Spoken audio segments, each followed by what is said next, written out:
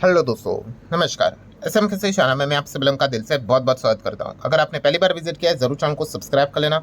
उसी के साथ साथ free stock market classes, let's learn stock market and finance, इन दोनों चैनल को फॉलो यहाँ पे कर सकते हो, सब्सक्राइब कर सकते हो। एंड आज के दिन की बात करें तो let's learn stock market and finance इस चैनल के ऊपर एक नया लेक्चर अपलोड हो चुका है दोस्तों। आपको पता ही है 1 अप्रैल से शेयर बाजार से रिलेटेड भी नियम कानून कायदे बदले जा चुके हैं। अब एक्स्ट्रा टैक्स भी यहाँ पे हमें देना पड़ने वाला है कुछ कुछ जगह पे। सो कहाँ पे वो चीज़ें एप्लीकेबल होंगी इसके ऊपर मैंने डिटेल में वीडियो कवर किया है, चाहो तो आप इसको देख सकते हो, लिंक ऊपर आई बटन पे दे दिया है। सो चलो दोस्तों, फिलहाल इस वीडियो को स्टार्ट कर लेते हैं। और जो लोग पूछ रहे हैं कि सर ट्रंप ने एग्जैक्टली यहाँ पे क्या बोला, आज सुबह सुबह ट्रंप यहाँ पे अपनी स्पीच देने वाले थे, तो ये वाला वीडियो आप देख सकते हो, इसका लिंक भी मैंने नीचे डिस्क्रिप्शन में दिया है।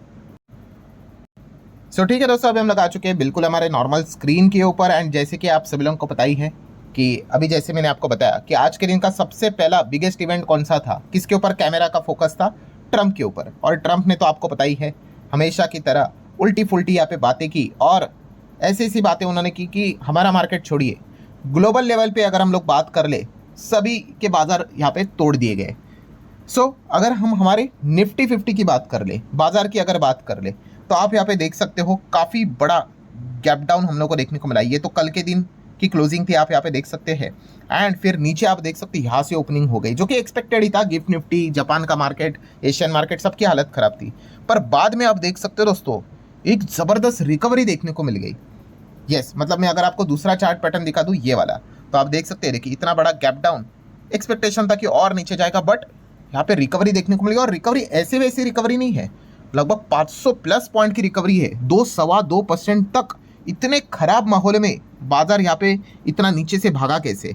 ऊपर से देखोगे तो कुछ भी नहीं लगेगा, लगे 30 पॉइंट कुछ तेजी है, बट बाजार आज तो -500 पॉइंट्स तक चला गया था। वहां से इतना ज़्यादा रिकवर यहाँ पे कैसे हुआ? तो ये इस प्रकार का डाउट हर किसी को आ रहा है। आपने पहला वाला वीडियो भी स्टडी किया होगा, उसमें कमेंट सेक्शन में यही चीज़ें हैं कि सर अचानक क्या हो गया कि बाजार ऐसे जोरदार यहाँ पे भागने लग गया। सो ये एक डाउट है। और उसी के साथ साथ सेकेंड एक और डाउट भी है। कौन सा? कि दुनिया के अगर बाजार की बात कर ले तो दुनिया के बाजार लाल रंग में यहाँ पे चल रहे हैं। दुनिया के बाजार हम लोग को गिरते हुए देखने को मिल रहे हैं। आप देख सकते हो यूरोप के मार्केट की हालत तो और ख़राब हो रही है, गिरते ही जा रहे हैं, गिरते ही जा रहे हैं, गिरते ही जा रहे हैं। ठीक है, मतलब कोई हरा रंग नहीं, कोई रिकवरी यहाँ पे नहीं है। सो यही डाउट है कि दुनिया के बाजार नीचे ही है, नीचे ही है, बट हमारा बाजार क्यों भागा? फिर ऐसा क्या हो गया? मतलब पॉइंट एक तो क्लियर है भाई कि हमारे बाजार से रिलेटेड इंटरनली कुछ तो ऐसी बात हुई है जिस चीज़ के चलते यहाँ पे रिकवरी आई है 110%। सो इसी से रिलेटेड जो चीज़ें, आपको जो डाउट यहाँ पे आया ना, ये इस एक वीडियो में क्लियर यहाँ पे हो जाएगा। सो बेसिकली यहाँ पे मैं आप लोगों को बताना चाहूँगा, यस दोस्तों, इसके पीछे कॉन्क्रीट कारण है। ऐसा नहीं कि उड़ती उड़ती खबर नहीं है, एग्जैक्ट यहाँ पे इसके पीछे कारण है। और दोस्तों वो कारण है आरबीआई। यस दोस्तों, आरबीआई ने यहाँ पे एक बहुत बड़ा फैसला लिया है। किस चीज़ को लेकर? रुपये को बचाने को लेकर। अब आप कहोगे अरे सर क्या बात कर रहे हो, ये तो कुछ दिन पहले की खबर है। एंड इनफैक्ट आपने भी तो वीडियो कवर किया था। हाँ, मैंने भी वीडियो कवर किया था, आपको पता ही होगा कि आरबीआई गवर्नर ने रुपये को बचाने के लिए कुछ नियम कानून कायदे यहाँ पे बदले थे। वो तो हो गया। ये सेकेंड टाइम दोस्तों आरबीआई ने एक और बड़ा एक्शन यहाँ पे लिया है। एंड इस चीज़ के चलते दोस्तों रिजल्ट क्या हुआ? जो रुपये लगातार कमज़ोर हो रहा था वो कुछ हिसाब से थोड़ा बहुत मजबूत होते हुए देखने को यहाँ पे मिला है। यस, आप यहाँ पे चेक कर सकते हैं। ये देखो, ये जो रुपये यहाँ पे ज़बरदस्त स्ट्रांग हुआ था, मतलब डॉलर ऐसा ज़बरदस्त गिरा था रुपये के अगेंस्ट। ये क्यों गिरा था? वो पहला वाला बात जिसके ऊपर मैं ऑलरेडी वीडियो बना चुका हूँ।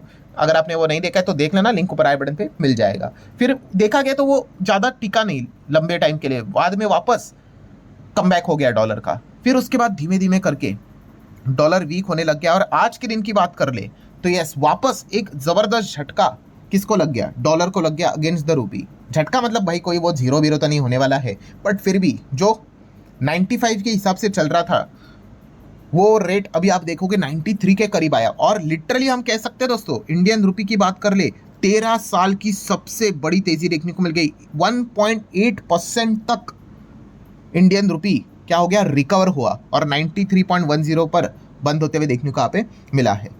मतलब इतनी शार्प रिकवरी हम लोग को जो देखने को यहाँ पे मिली है। ठीक है, ये था दोस्तों, मतलब जो आपको डाउट आ रहा था ना कि पहला वाला जो पॉइंट कि ग्लोबल मार्केट यहाँ पे गिर रहे हैं, बट हमारा मार्केट भी गिर रहा था, बट रिकवर क्यों किया?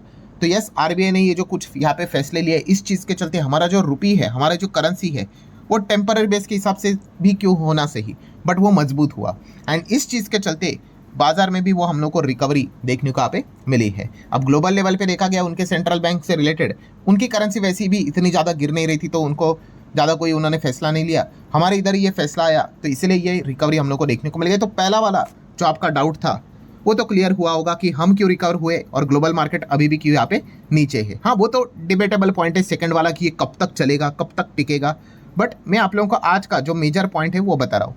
देन दोस्तों जो सेकंड डाउट है आपका कौन सा, जो अभी क्रिएट हो भी चुका होगा कि ये तो पता चला कि आरबीआई ने यहाँ पे एक्शन लिया है, बट आरबीआई ने ऐसा क्या एक्शन लिया है, कौन सा डिसीजन। अभी इसके पहले वाला तो हमें पता है वो $100 मिलियन का जो नेट ओपन पोजीशन से रिलेटेड उन्होंने कैप डाला था।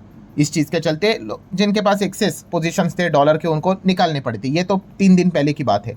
अभी आज के दिन कौन सा नया फ्रेश आरबीआई ने डिसीजन लिया है उसके बारे में बताओ। तो दोस्तों यहाँ पे आरबीआई ने 3 इंपॉर्टेंट पॉइंट्स कवर किए हैं एंड अगेन वो तीनों पॉइंट्स किससे रिलेटेड है, डॉलर रुपी से रिलेटेड ही है। सो पहला पॉइंट की अगर मैं बात करूँ दोस्तों तो आरबीआई ने डायरेक्ट बैन कर दिया है किस चीज़ को, एनडीएफ को। यस, अब आप बोलोगे एनडीएफ क्या होता है, तो आप देख सकते हैं इसका फुल फॉर्म है नॉन डिलीवरेबल फॉरवर्ड। अब नाम से ही थोड़ा सा ऐसा कुछ समझ में आ जाता है कि नॉन डिलीवरेबल है। सो आप यहाँ पे देख सकते हैं रूल क्या है, आरबीआई ने क्या बोला है और डायरेक्ट बैन किया है दोस्तों, कोई रिस्ट्रिक्शन नहीं, सीधा कंप्लीट बैन, बंद मतलब बंद। अब ये बैन कब हटेगा वो बाद में देखेंगे। सो रूल क्या है, ऑथोराइज डीलर। अब ऑथोराइज डीलर कौन होते हैं भाई, फॉरेक्स में बैंक्स ही होते हैं। So authorize dealer banks can not offer NDF contract in rupee to resident as well as non resident. अब ये पढ़ के आप कहोगे कि कुछ समझ में नहीं आया, बस इतना ही समझ में आया कि एनडीएफ टाइप का कुछ तो कॉन्ट्रैक्ट था जो बैंक्स यहाँ पे देते थे रेसिडेंट को भी और नॉन रेसिडेंट को। बस अब आरबीआई ने बोल दिया कि ये आपको बंद करना पड़ेगा, बैन करना पड़ेगा। बट ये तो बता दो ये एनडीएफ कॉन्ट्रैक्ट ये होता क्या है। सो दोस्तों एनडीएफ कॉन्ट्रैक्ट की अगर मैं बात कर रहा हूँ ना, यहाँ पे अगेन करेंसी से रिलेटेड ही ये चीज़ें रहती है एंड खास करके जो इंपोर्ट एक्सपोर्ट वाले जो रहते हैं ना वो इसमें काम यहाँ पे करते हैं। बट आपको पता ही है सट्टेबाज तो हर जगह पे होते हैं, स्पेकुलेशन करने वाले। सबसे बेस्ट एग्जांपल एफएनओ का ही रहता है। एफएनओ में भी, एफएनओ किसके लिए, हेज के लिए है।